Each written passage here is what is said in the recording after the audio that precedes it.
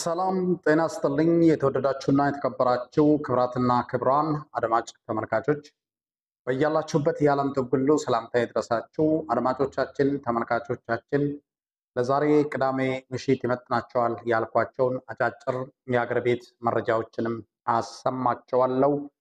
ባሮ ሚዲያ ላይክ፣ ሼር፣ ሰብስክራይብ እያደረጋችሁ እነዚህ መረጃዎችንም እንድትከታተሉ በአክብሮት እጠይቃለሁ። ቀጥታ ወደ መረጃዎቹ ምንም አልፈው አድማጮቻችን ተመልካቾቻችን አገዛዙ በሀገራችን ኢትዮጵያ በተለይ በአማራ ሕዝብ ላይ ብሔራዊ ጦር ተጠቅሞ የከፈተውን ውጊያ አጠናክረው ቀጥሏል። እስከ ሰኔ 30 የፋኖ ኃይሎችን ደመሰሳለሁ፣ ካምባቸውንም አወድማለሁ፣ የስልጠና ማዕከላቸውንም እስከናካቴ አጠፋለሁ፣ ከዛም በኋላ ለክልሉ ታጣቂዎች አካባቢውን አስረክቤ ለመደበኛ ስራዬ እሄዳለሁ በሚል እሳቤና ሂሳብ ሰርቶ በአራቱም የአማራ ቀጠናዎች በመካናይዝድ የታገዘ ውጊያ እያደረገ ይገኛል። በተለይ ከፍተኛ ኃይል ተደራጅቶበታል ተብሎ የሚገመተው እና በርካታ ጊዜ በሚደረጉ አውደ ውጊያዎች በርካታ ኮሎኔሎች የተማረኩበት በርካታ ወታደር የተማረከበት የጎጃም ቀጠና ከፍተኛ ኃይል በማስገባት ውጊያዎች መጠነ ሰፊ የሆኑ ውጊያዎች እየተደረጉ ይገኛሉ። በእነዚህ ውጊያዎች ፋኖች ማክተን የመልሶ ማጥቃት ስራዎችን እየሰራን እንገኛለን። አንዳንድ ቦታዎች ላይ ደግሞ የደፈጣ ስራዎችን በመስራት ወደ የአካባቢው የተበተነውን የአገዛዙን ሰራዊት እየመታን ነው ሲሉ የገለጹበት ሁኔታ ነው ያለው። በአማራ ክልል እንግዲህ በወሎ ቀጠናም ከባባድ ውጊያዎች የተደረጉበትና በርካታ ቦታዎችም የተለቀቁበት ሁኔታ መኖሩን መረጃው እየወጣ ይገኛል። ብዙም ጊዜ ውጊያ ድምፃቸው በማይሰማ ነገር ግን የሆነ ውጊያ በሚያደርጉበት ጊዜ ታሪክንና ድልን ማስመዝገብ የለመዱት የወሎ ቀጠና ፋኖች 3 ካምፕ ላይ በጣም በሚገርም ሁኔታ መጠነ ሰፊ የሆነ ጥቃት ፈጽሟል። ካምቦችን ያወደሙበት ሁኔታ ነው ያለው። ቁሳዊ ኢኮኖሚያዊ ውድቀት ደርሶበታል። እንግዲህ ያገዛዙ ሰራዊት በዛ ቀጠና አንዳንድ ቦታዎችም መንገድ በመዘጋቱ አካባቢውን ለቆ የወጣበት ሁኔታ አለ።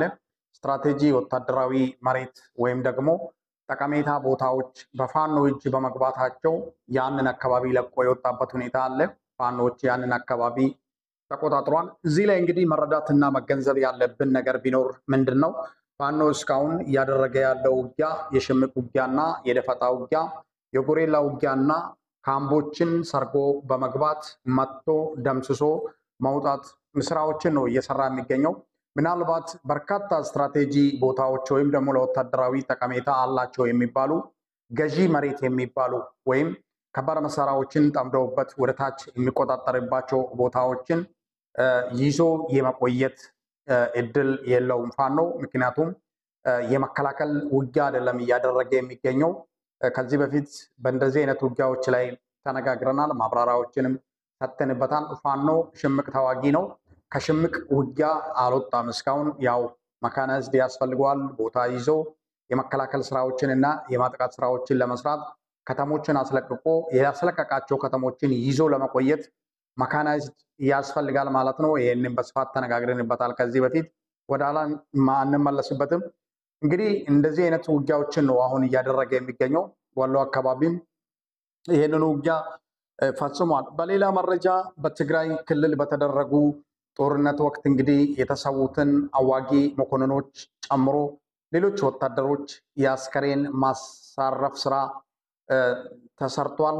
በዛሬው ዕለት በተለይ የድልም ውጊያ አንስተዋል። በአስኬዶ ወረዳ ደደቢት የቀብር ስነስርዓት ተካሂደዋል። እንግዲህ አድማጮቻችን፣ ተመልካቾቻችን በዚህ ፕሮግራም ላይ የተገኙት እንግዲህ ዶክተር ደብረጽዮን ሰፋ ያሉ ንግግር አድርጓል። ሰኔ 21 እንግዲህ የትግራይ ህዝብ ወደ መቀሌ ተመልሰው አስተዳደሩን በነበረበት ያስቀመጠበት ዕለት ነው እንግዲህ የተባለው። ጠላት ያፈገፈገበት ጠላት የተሸነፈበት ብለው ነው እንግዲህ የወሰዱ። ሁላችሁም በምታስታውሱት የዛሬ 4 ዓመት መከላከያ የትግራይን አካባቢ ለቆ ሲወጣ አርሶ አደሩ እንዲዘራና የጥሞና ጊዜ ሰጥተናል በማለት ነው እንግዲህ በምጥምጣና በገጀራ ተመቶ የወጣው የብርሃኑ ጁላ ጦር። ይህንን ነው እንግዲህ እነ ደብረጽዮን 4ኛ ዓመቱን እያስታወሱ የሚገኙት። በዚህ ንግግራቸው እንግዲህ ህዝብ በቁጥር ትንሽ ቢሆንም ጠላት የትግራይን ህዝብ ማንበርከክ እንደማይችል ያሳየበት ዕለት ነው ብሏል። እንግዲህ ለማንነቱና ለክብሩ መስዋዕትነትን የሚከፍል ህዝብ ነው ያለን ብሏል በኩራት ዶክተር ደብረጽዮን። በዚህ ረገድ እንግዲህ አድማጮቻችን፣ ተመልካቾቻችን እውነትና ንጋት ያደር ይጠራል እንደተባለው ትግራይ በአንድነቱ፣ በህብረቱ፣ በአብሮነቱ፣ በቆራጥነቱ እንደዚሁ ደግሞ አንድ ሆኖ ለክብሩ መስዋዕትነት በመክፈሉ አይታማም። ይሄንን በተግባር አረጋግጠናል፣ አይተናል። ይሄንን ነው ዶክተር ደብረጽዮን ዛሬ ሲገልጹ የነበሩት። ሌሎች ከዚህ አይነት የድል ውጤቶች ምንድን ነው መማር የሚቻለው ብንል እንግዲህ በጣም ኢምፖርታንት የሆኑ ንግግሮች የዶክተር ደብረጽዮን የትግራይ ህዝብ ከሌሎች አካባቢዎች በሰው አነስተኛ ቢሆንም ቆራጥና በአንድነት ላይ የተመሰረተ ነው የሚለው በጣም በሚገርም ሁኔታ ልብ የሚያሞቁ ንግግሮች ናቸው። ዛሬ አንድነት ጠፍቶ ኦሮሚያ ተራ በተራ እየሞተ ነው። ዛሬ አንድነት ጠፍቶ አማራ ተራ በተራ እየተገደለ ነው። የአንድነት ጉዳይ ኢምፖርታንትና አሳሳቢ ስለሆነ ዶክተር ደብረጽዮን የአንድነት ጉዳይ ሲያነሱ የሁላችንም መልስና ጥያቄ ሊሆን እንደሚችል ከግምት ውስጥ በማስገባት ነው ይሄንን ያነሳሁት። ዶክተር ደብረጽዮን በንግግራቸው የተከበርከው ጌታቸው ካሉ በኋላ ጌታቸው የለም ብለው ህዝብን ፈገግ አስብሏል።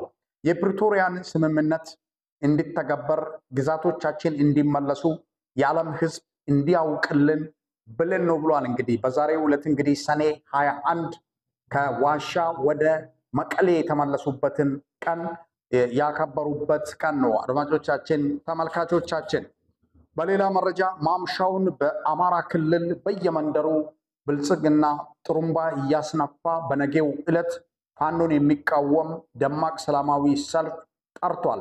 ይህ በእንዲህ እንዳለ የአድማ ብተና አባላት ዞሮ ወደ ፋኖ መቀላቀላቸው አይቀሬ ነው እየተባለ ይገኛል።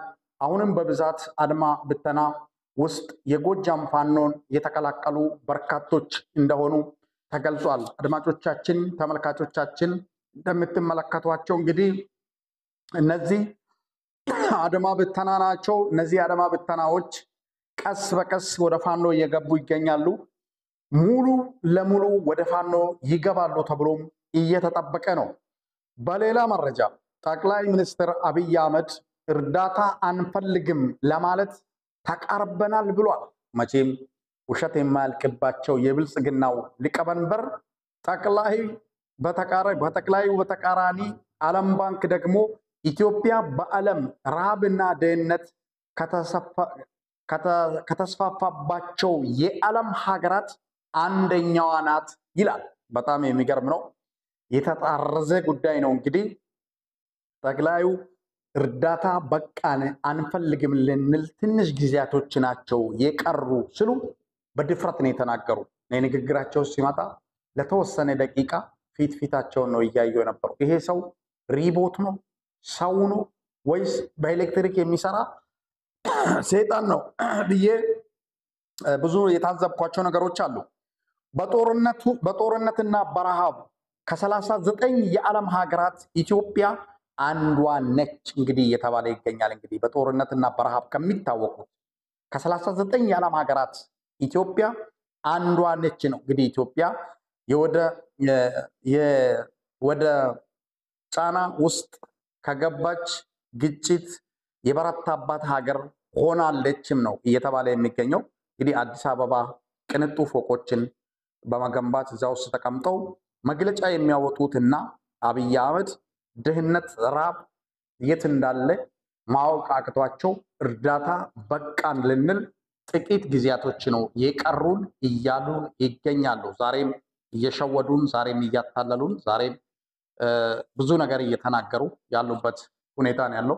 አድማጮቻችን፣ ተመልካቾቻችን በአማራ ክልል እንግዲህ ለአንዴና ለመጨረሻ በሚል እሳቤ ዘመቻው ተጠናክሮ የቀጠለበት ሁኔታ ነው ያለው። ብልጽግና አለኝ የሚለውን ሰራዊት እስከነ መካናይዝዱ ከሁሉም ቦታ ሰብስቦ ያመጣበት ሁኔታ ነው ያለው።